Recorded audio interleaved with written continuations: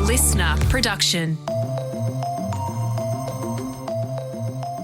Hey, it's Antoinette Lattouf with the Weekend Briefing, where we hit pause on the headlines and instead zoom in on someone pretty cool. Alex Lee is a journalist turned comedian, and she's worked across a bunch of great shows, including SBS's The Feed, Saturday Night Rove, Celebrity Mastermind, Spicks and Specks, ABC's Win the Week, and What the FAQ. And she's at pains to point out that no, not all of the shows she's been in have since been axed.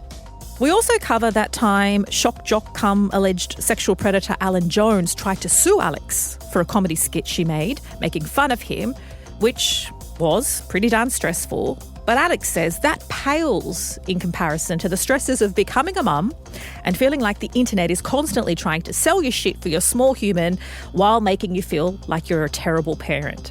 That's what inspired her new podcast, Baby Shoes, part comedy, part therapy, and all-too-relatable content for exhausted parents trying not to lose the plot.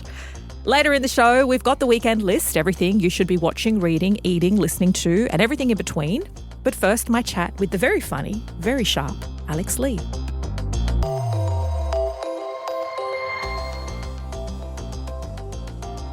Alex Lee, welcome to the Weekend Briefing. Thank you for having me. So I noticed that you were school captain in both your high school and junior school. We're going to start there. Where is this information? Were you not? Is it out there? Is it no, not it's true. I just don't know when I put that into the public sphere. I know, it's so embarrassing. It's wonderful. And I want to know what the most school captain thing is about you now. Because I believe a school captain never stops being a school captain, even That's when right. they leave the school. Oh my gosh. Yeah, it's hugely damning that I was, just a goody two-shoes. Yeah. Still such a rule follower, terrified of getting in trouble. Yeah. You don't park when it's, only 15 minutes. You don't stay for an hour and go, I'm just going to give it a crack. Absolutely not. Okay. Yeah. Rule follower. And this deeply uncool. This rule follower went into journalism, but you've kind of pivoted away not substantially. Oh, yeah. But tell me how school captain goes to be a journalist and then it's like, you know what, no, I'm going to try my hand at comedy writing and satire. That's funny because I went back to my school to give a little speech quite recently and all the teachers were like, oh, you're a comedian? Like, I didn't see that for you. I did always enjoy performing though. Like I did a lot of public speaking and stuff like that at school. Yeah. And so that, when you're a kid, that just seems like an obvious path to go down. You think, oh, journalism, yeah, I can do my newsreader voice, in front of a large group of people in that way. And you don't really, I guess, know what other options are there for you. So, I studied media and communications and then got very distracted at university doing theatre sports and doing improv the fun stuff and comedy, all the fun stuff, the drama society and, sort of had a lot of fun doing that. But then, probably the school captain in me went, no, I did a journalism degree. I should go and work in journalism. So I got a job at the ABC as a runner in the newsroom and worked as a producer on ABC News and did a bit of news reading there. And, and I still love it. But when I got my first job at The Roast, which was a ABC nightly comedy show, I was. But how does that happen? How do you go from being a runner and a producer? True. I was always doing comedy. Like I kept doing stand up and improv and everything outside of that world. I was doing, a storytelling show called Story Club, which we were doing at the Giant Dwarf Theatre, which was run by the Chaser guys. So it was still very much in that world. Yeah, this was a satirical news show and was too much fun to pass up. So I auditioned and got on that show and, sort of had that moment of realisation being in a writer's room that's where I wanted to be and that you still had to, very much use journalistic skills when you work in satire. Yeah, absolutely. Yeah, because you can't just be, getting your facts wrong if you're calling other people out for doing the wrong thing and being hypocrites and lying in public. So you do really have to keep those journalistic skills sharp. Who were your idols in media or journalism growing up? Or did you have anybody that you thought, you know what, I could be that, or that reminds me of me, or? I remember, watching Current Affair and seeing like Yana, and being like, oh, she's amazing, and working at the ABC, there was still Kerry O'Brien was still there and all the sort of big wigs in news there growing up. So, yeah, but I, to be honest with you, I never really felt like that was my passion, working in journalism, and I could see people who had it and had that real drive. And I sort of knew that I was vaguely competent at it, but maybe it wasn't the place for me. And I had some great opportunities working in the newsroom. I worked at BuzzFeed when that launched in Australia, writing about politics. Australia. RIP, yes, yeah. And I had some amazing opportunities there. I got to go and they just sent me off. I wanted to do a story about climate change in the Pacific Islands. So they're like, all right, off you go. Like, we've got infinity money. We're BuzzFeed and it's 2015. Have an Apple phone and everything else while you're at it. So I got to do that. And even then I was like, oh, I know there are people. I've got friends who would kill for this job. Yeah, and it's just not my calling. So, yeah. So I also noticed that you were a writer for Rove, and at first I was like, wow, that's like, Rove Live, iconic TV, How huge. old is she? Yeah, like also like when did this happen? Yeah. I know that you're Asian and your skin's amazing. But no, what Rove did you work for? Oh, so Channel 10 did this pilot week thing, and they wanted to try doing a live Saturday night show, so bringing back that Saturday night variety entertainment show about 5 or 6 years ago, even more now. And, luckily I was asked to come and be a writer and performer on that show, and they were still very much sort of figuring out what the format was, and it was, a dream come true for me because I grew up, idolising Rove and loving those shows that he made. And it's just, the reality of it is that the TV landscape has changed so much since then, and it's, that's not what people are sitting down to do together, as a family on a Saturday night. No one's really been able to sort of crack that. So because it used to be, hey, it's Saturday many, many moons ago, and then Rove Live. I don't know what night that was. Was that a Friday night in its heyday? I think it was a Tuesday. Okay. And I remember being like, I have to watch it because what am I going to talk about with my friends on Wednesday if I miss the what the? Yeah. So I think at least in one of its iterations it was on a weeknight. So, it was a big challenge, and they were trying lots of different things, and, it was quite short-lived in the end. They pulled it after, I think, 2 episodes, which was, quite heartbreaking. Ouch, but a reality of comedy, right? Or performance. Absolutely. And, I've been involved in a lot of great shows that have been cancelled. I maintain it wasn't my fault. But, getting out the red string and the board, you might be linking me possibly as some sort of television show serial killer. But no, I maintain it's not my fault. Because you've worked on so many, what the FAQ, the roast, the checkout. Yeah, all wonderful shows that no longer exist. But, it's I always talk about other comedians my age that we really came up at the sort of end of the golden age of TV, really. Networks are a lot less willing to take risks on young people because they know that the audience is aging and they're scared to have losses in the way that they didn't used to be. And so it's really tricky to move up in the industry. So a lot of the shows I worked on were on for many years and did very really successful well. as well.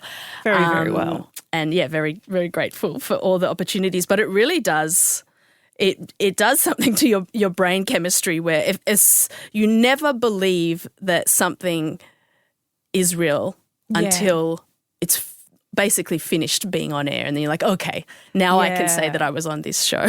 Well, you're also on the feed on SBS. Yes.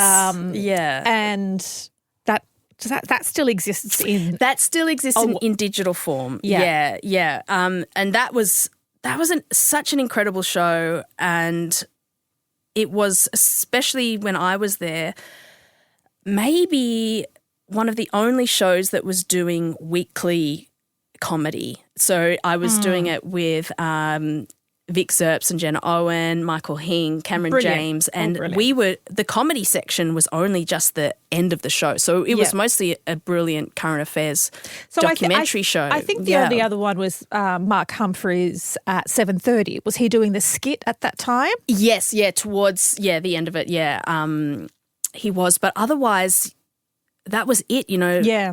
There was really nothing else going on. And we're not even a comedy show. We're a current affairs show, but this was, you know, one of the only opportunities for comedians to be doing it. And, you know, if they do want to be generating the next group of talented people, you need to be giving people the opportunity to try new things and to, you know, not be doing maths level ratings every night. You know, people need to be able to find their voice in television, such a specific format, and we were, you know, very grateful to have that and to be able to do things that people liked and shared. Beyond television, there were often viral online clips of satire and comedy sketches. There really wasn't anything else happening in that era similar to what you guys were doing at the feed. Yeah, and it was also that crazy thing where we very much wanted our sketches to go viral online, and most of the time when they did, people didn't even know they came from a television show. Yeah. But at the same time, the EP of our show is going, okay, well, this is actually on broadcast television, and we know that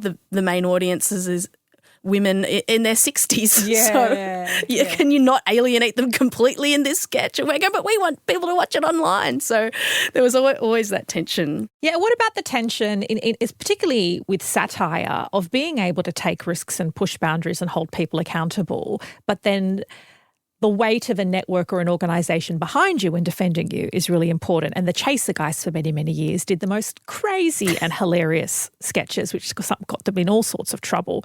In 2020, there was a segment about Alan Jones's retirement from radio, which his lawyers say that portrayed the broadcaster as a racist, a misogynist, a liar, and a pedophile.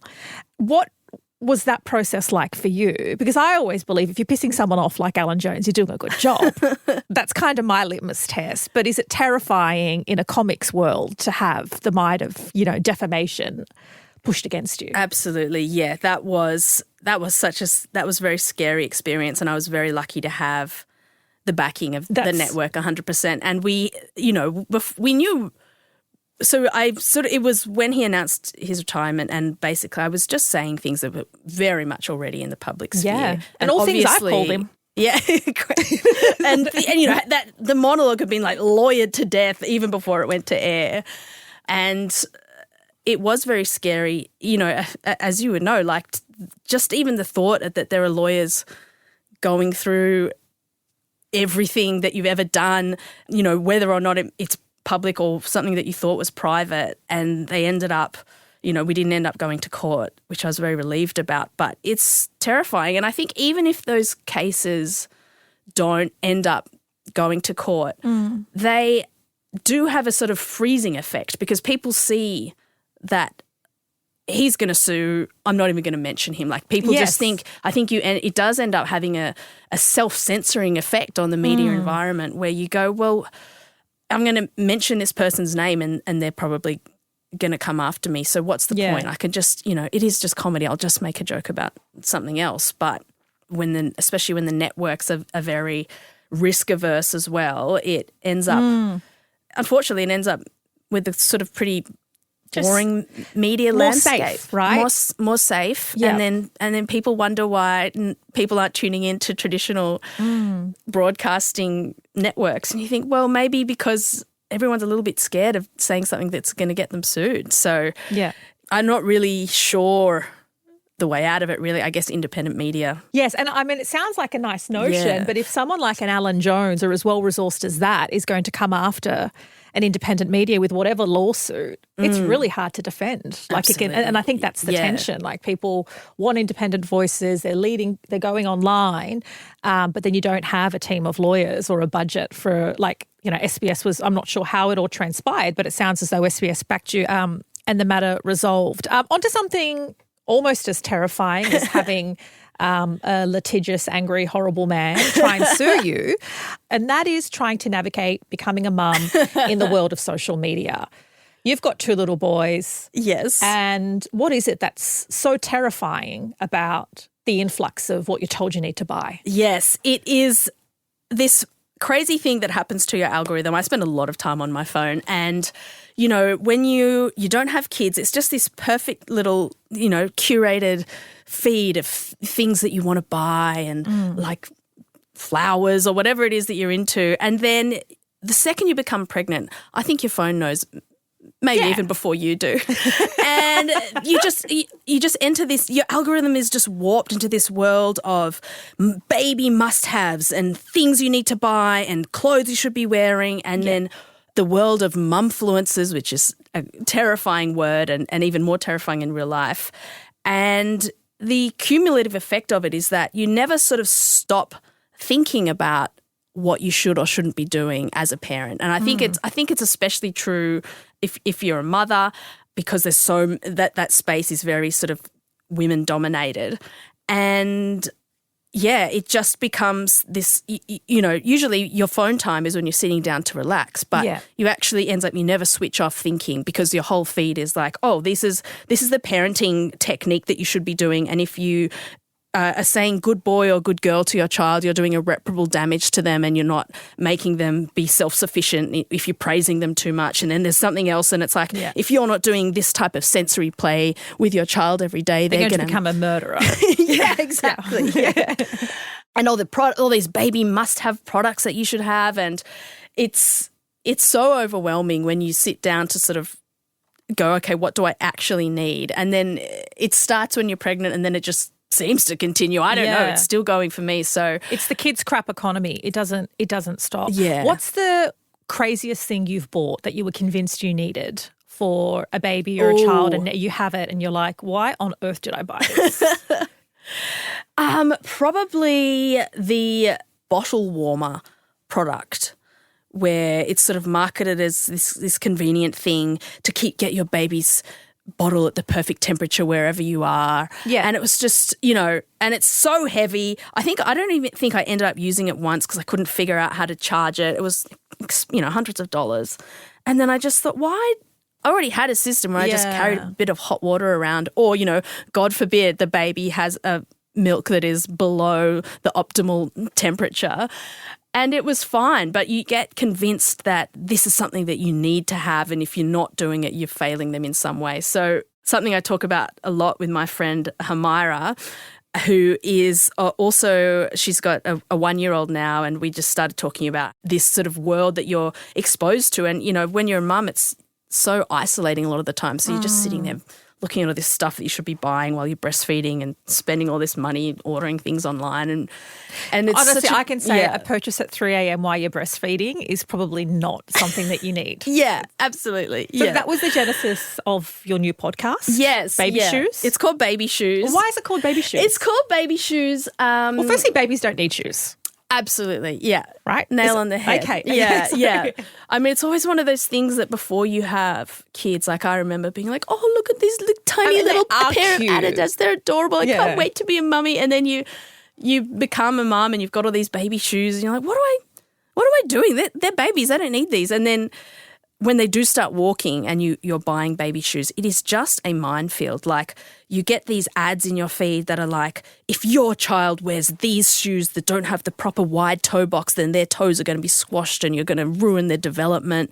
And, you need to buy these flexible ones which are, look at this certain shape, and they just happen to cost $99 for, something that they're going to wear for 2 weeks. Exactly. Yeah. Yeah. And you're going, but if I don't, like, it makes the stakes feel so high. If I'm not buying these shoes, then I'm going to ruin my child for life. And so you end up, forking out all this money on these ridiculous shoes, and then they're just the functional ones. And then, you can get the R.M. Williams kangaroo leather baby booties that cost $149.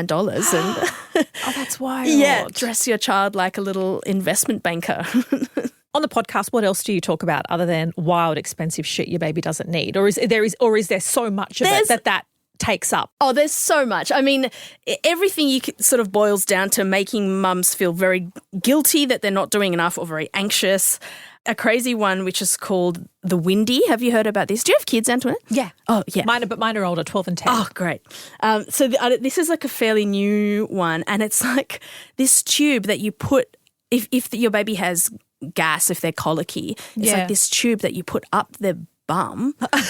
Okay. And it's meant to sort of, it makes this little noise, and it's meant to sort of. So you own a little like home colonoscopy. Yeah. It makes sounds legit. Yeah.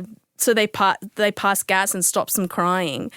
And this is just one of these things where you're putting something up your baby's bum thinking, is this necessary? Do we need to do this? I mean, there's the wipes warmers as well. Yeah. Having said that, have a think about a child at like whatever time in the morning in winter having cold wipes slapped on their butt. I know. I mean, it's not lovely, but it's not going to kill them. Yeah. Well, I did actually look into that one, and it turns out that they're not great because, you do feel so guilty that you're making, you're waking your baby up in the middle of the night. But, it's warm and it's moist, which is just, a perfect ground for bacteria. Oh, for bacteria. So if you've got your hand, if your hands aren't perfectly clean, you're touching these wipes, putting them back in the warmer, it could actually be like... okay. So just slap great. it with the wet one. They've just got to deal with it. And then you've got these products like silk bassinet sheets. Oh, wow. I bought my first silk pillowcase like last year. Yeah. Like, I'm not sure. And like, they're expensive. They're so expensive. And this is to stop your baby getting a bald spot. Yeah. Because, God forbid, your baby is not perfectly Instagrammable at all times. And so there's just this constant barrage of things being like, oh my gosh, do I need to do this? If I don't buy this, am I the worst mother in the whole world?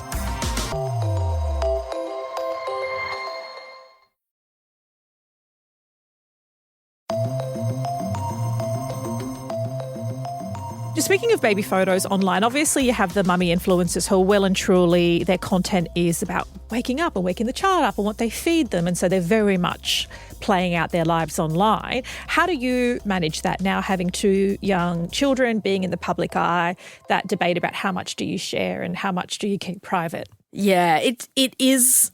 Again, one of those things where it feels like the stakes are so high. I'd love to share pictures of my babies. I believe they're extremely cute and I could make some great content with them.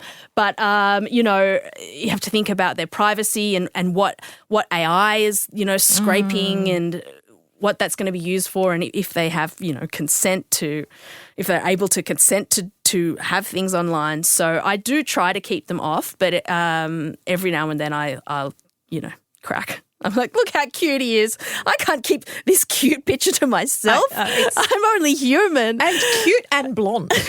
Extremely blonde, yes. I know. They're the blondest Chinese boys that have ever lived.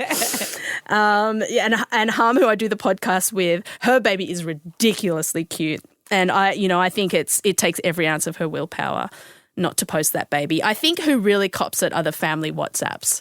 Because I don't get that release through Instagram. So my poor, brother and sister have to get like 6 photos a day of my kids. Yeah. One thing that we talked about recently, which was a huge revelation for me, I was talking to Hum about how I actually have more photos of my second child than my first. Oh.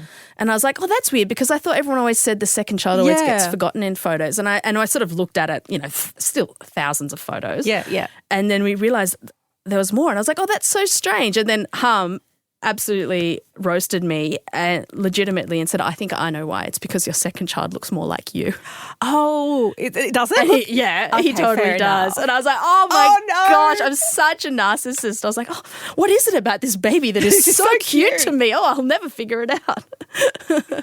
It's a wild world. And I think, everyone just has to, it's different for everyone and the situations that they're in. I think because I have a bit of a public profile, I try and keep them a bit private. Yeah. But, I feel the urge every day. If you're posting your kids, I get it. Go for it. I know that there's a lot of, mum-fluencers, there's that resurgence of trad wives who are sharing lots of content, making everything look so easy. They look very glamorous. Their houses are perfectly clean and they're making, strawberry jam from scratch. At the same time, maybe it's just my algorithm, there is also a lot of satirical shit about trad wives or mum-fluencers, or how hard it is to be a parent, or how annoying your children are, and how there are days that you just hate them. Is that just my feed, or are you seeing that stuff too? Are you just being guilted and made to feel inadequate? Or I get the funny stuff too. Yeah, okay. Thank goodness. Yeah, there's some great people out there doing some really, really funny stuff. It's not all terrible. Like, some of it makes you go, just anything that makes you feel a little bit less alone and be like, oh, thank God I'm not the only one who's doing that. But it's just such a big mix. And I think, you know, the algorithm's so good at serving you stuff that makes you feel so angry. Yeah. So, you know, you'll just hover on a trad wife for just 1 second and then suddenly, you know, she's in your feed telling you that you're ruining your child by exposing them to toxins. Yeah. And that they should be out, you know, going outdoors in nature and doing messy play. And the thing that drives me insane about that is that all these mum-fluencers live in the most gigantic houses you've ever seen. They've got these huge backyards. I'm like, I would love to do screen-free, you know, muddy play with my child, but I live in an apartment and that's just not going to happen. Yeah, let's tip the pot plant over and just have them. Yeah, I'm not going to set up this sensory table with shaving cream and food dye because. And I know, just I just got nervous. And sand. I'm like, I'm not going to do that because I know he's going to play with it for 2 minutes and then wander off and stomp it all through my house, and I'm going to be the one who ends up cleaning it. And I'm not even getting content out of it. So what's the point? Content out of it. It's not worth cleaning if I'm not filming it and sharing it. It's really tough. And I guess it's really isolating and hard, particularly when the children are young and you're spending a lot of time at home. Yeah, and it is sort of insidious as well. Like the thing I've noticed, like it's not like there's people out there scolding you and saying like you are doing a bad job. Like overwhelmingly, you know, on the surface, the influencers are going like, you got this, mama. Every mama's a superhero no matter what you're doing to get through the day. But then at the same time, there's sort of putting forward these ideal lives of ways you should be doing things. I came across one the other day and it was the voiceover was this lady talking about the mental load of being a mother and how you're the one who's always thinking about, you know, what's in the fridge, what are they going to have when they come home for a snack, what are they going to buy, what are you going to buy for the birthday present for the kid on the weekend or whatever it is. And as the mother, you're carrying this mental load that very often in heterosexual partnerships the man isn't doing. And I was like, yes, that's so true. That's great that this is being said. But at the same time, she was making this lunchbox, which was the most elaborate thing I'd ever seen. It was like tiny little perfectly cut soldiers. She had a little device that was cutting out a little smiley face with the little holes and a tiny little, you know, smile and perfectly placed broccoli and all these tiny little things using all these devices that I don't have. Yeah. I simply do not have the means to make these elaborate sandwiches. And I'm just thinking, if you're going to talk about the mental load on mums, you're really not helping by me feeling guilty that I'm not making a perfectly curated little and let's be artwork honest, to put in. the little shit's probably just going to chuck it on the floor anyway. Absolutely. Yeah, it's not like children Nobody see feels or that appreciate effort. They just That's the majority So of who was this for? Except for making me feel bad, so I go to your Amazon storefront and buy the little sandwich maker that you're shilling. Like it's just it is such a sort of, it really does your head in. Yeah. Well, I'm always keen to know what's making comedians laugh or bringing you joy. So what is it at the moment that you're watching or doing? Perhaps it's a creative outlet that's making you laugh. Yeah, I do have another podcast, which is a live comedy show, which I absolutely love. It's a Dungeons and Dragons live comedy show. I've been doing it for nearly a decade with friends of mine who are comedians, and we do that in front of an audience every month at the Vanguard Theatre. And yeah, that brings me joy. There's something so wonderful about working with people who you know really, really well, who you can say anything to. You can throw the ball and you know that they're going to catch it, and, you know, have 8 people on stage and you're all in sync with each other. It's pretty magical, and I really, really love doing that. I love that, and has no babies. No babies, no. No it's references a complete to babies. fantasy world, yes. It's hard to catch up with your friends. It's really nice to know, like, at least I'm going to see 8 of them every month on stage. I love that. Thank you so much for your time, Alex. Thanks, Antoinette. If you want more of Alex Lee, check out the Baby Shoes podcast, or if you're into live Dungeons and Dragons, because that's your thing, you can follow her on Instagram. Her handle is confusing, so I'm going to read it out to you. It is at AALLEXXLLEEEE. So it's essentially her entire name, but with all the letters repeated. I'll leave that with you. It is the most fun and useful time of the week. That's because it's the weekend list, and you get to listen to us give you unsolicited advice on what to do with your money and your free time. Like how How good is that? Helen, what have you got? My first recommendation is another sweet treat, and it's a version of the Dubai chocolate. Okay. So it's 3 ingredients only though. Ooh. Dates, Yum. pistachio spread, and then chocolate. Yum. So you cut your dates and you kind of halve them and put them on a bit of baking paper. Yep. And then pop another bit of baking paper on top and then get a roller, or I use a wine bottle because I don't have a roller, but there's always a wine bottle around. I'll get you a roller, Helen. Okay, thanks. Well, you just roll them out and kind of flatten the dates so they smush together and they're kind of like a base, right? Mm. And then get the pistachio spread and put it on top. And then melt your chocolate. Put the melted chocolate. What kind of chocolate, right? Doesn't it depend on the type? Like, well, what do you use? Just dark chocolate, normal chocolate. Okay. Because I think it's the pistachio and the sweet dates, that you can put on top. Yeah. And do that. And that's the 3 ingredient one. But if you want to add, the little bit of crunch, you know those little dried noodles that you get at the supermarket? Is that what it is? Well, no, it's not. Okay. So that's my version of it. Aldi Povo version. Yeah, I like that. No, the Dubai chocolate ones, they're like much thinner and they're like proper actually. But the Dubai chocolate is like actually really expensive. So expensive. So this is the cheat, and it's kind of a bit healthy because you know what's like everything in it. Dark chocolate. Dates, and then, the pistachio spread. Yeah. And then what you can do though is you melt the chocolate and then you put that on, and while it's still a bit like, a bit wet, like you put the little noodles on top. And so it all sets in the fridge. Yeah. And you've got like this crunchy, yummy pistachio date kind of treat thing. Yeah. So it's a cheap version of And do you Dubai follow chocolate. a recipe that we can share? Or you just make it up? That is the recipe. No, but it's in like portions, like how much of what? No, you can kind of, because it's just the 3 ingredients, you can make as much or as little as you want. Okay. If you want to do bulk, I would cut up maybe half a bag of dates. Yep. And then smush them out. Smush them, that is a technical cooking term, baking term. I'm a chef. Yeah. Do that. and then obviously the pistachio spread and then the chocolate, you kind of just cover it as much or as little as you want. But I would say go a bit heavier on the pistachio spread and then the chocolate as almost a thinner layer on top, because then it crunches and you've got the squishy pistachio in the middle. It's really good. Oh, okay. I'm going to try that because I'm definitely not spending that money on Dubai chocolate. No, I think it's crazy, and I think it's just because it's gone viral on TikTok 100%. or whatever. I'm like, nah.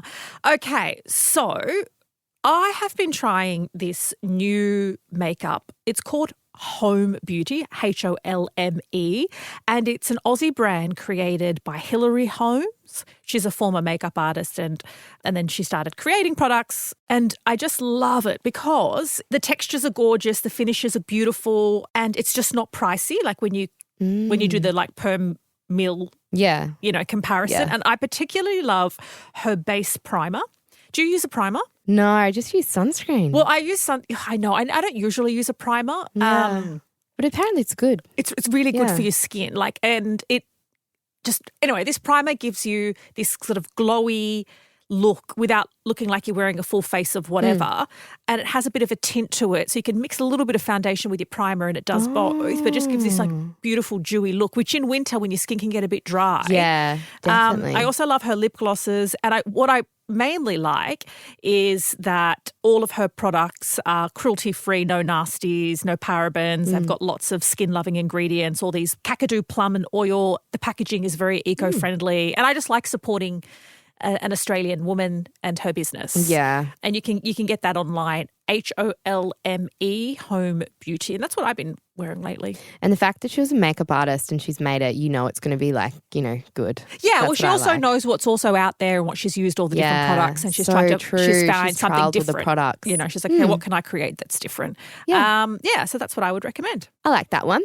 My next recommendation is anyone who has a period, pretty much. Okay. It is a tracker app, so for your period. So I recently switched over to this app and it's called Stardust because I learnt that the one I was using, I didn't know who was making it. I didn't know where it came from. And somebody suggested this Stardust app because it's made and owned by women and also data encrypted and all that kind of thing. But it would kind of be weird if a period tracker wasn't made by women. Yeah, well, they aren't. Oh. A lot of them aren't. Okay. That's what I found. And I was like, oh.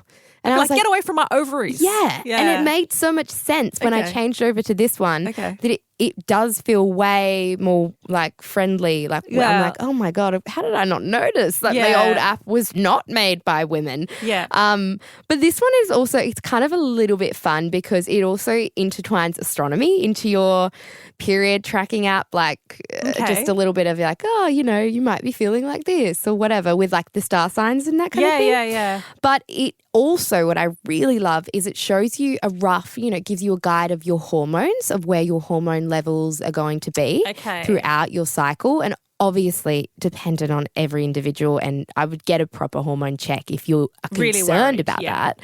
But it kind of just shows you a guide and gives you tools of why you might be feeling like this or what can be happening during this phase. And do you feel it's more accurate for you? Yeah, definitely. But I just think the fact that I know it's owned by women, made by women for women, it just gives me a more peace of mind that the app is there to serve me of what I actually want. It's not pushing me ads, or it's not pushing me collecting my data to do whatever. Like, I don't know. Yeah. So, yeah, it's called Stardust. And if you do use a period tracker, I definitely recommend changing over to this one. Okay. Gosh, we have a lot of range here on the weekend list because my next recommendation is a 3-part documentary series. It did come out in 2022 and it's directed by Rachel Perkins, and it traces the Frontier War. So all the conflicts and skirmishes and outright massacres that happened between the late 1700s and 1920s. A lot of that history wasn't told, and hasn't been told at school. And so if you're sick of like Australia's official history sounding like it was written by someone with amnesia, watch the Australian Wars. And it not only kind of like names and explores the violence and the key characters, it shows its legacy, and it has had like real world impacts. Like the Australian War Memorial afterwards shifted its language after the series came out. Obviously like proof that the power of storytelling to shift official narratives. It's beautifully shot, well told. It is available on SBS On Demand. I think, watch it. It's really powerful. It's really important. And then you'll probably watch it like when I did and be like, why didn't I know this? Yeah. And why didn't I watch it sooner? And it's only just like being integrated in schools, kind of recently. Like even when I was in school, I didn't learn like half of this stuff. And I feel like I only got to learn it towards my later years in school. Oh, absolutely. So I'm kind of just like, wow. My kids are learning much more now than obviously I ever did. Yeah. But there's a whole bunch of adults there's generations that were did it. completely skipped. Yes. Yeah. I think it's definitely worth watching. The Australian Wars, and you can watch it SBS On Demand. Great.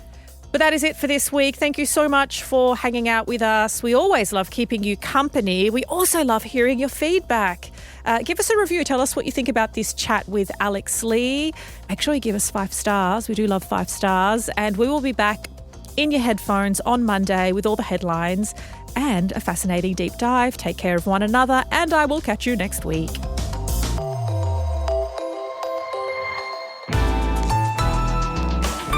Listener.